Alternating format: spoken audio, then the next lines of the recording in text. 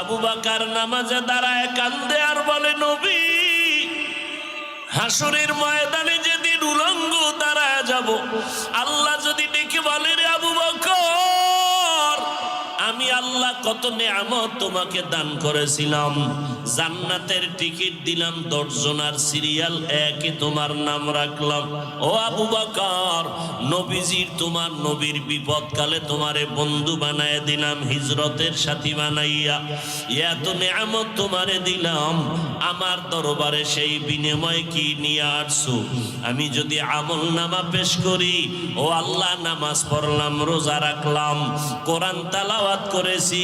তাহাজ্জুদ নামাজ পড়েছি, আল্লাহ যদি বলে, আবু বকর, তোমার আমল আমার কাছে পছন্দ হয় নাই, সাথে সাথে আল্লাহর অর্ডার হয়ে যাবে,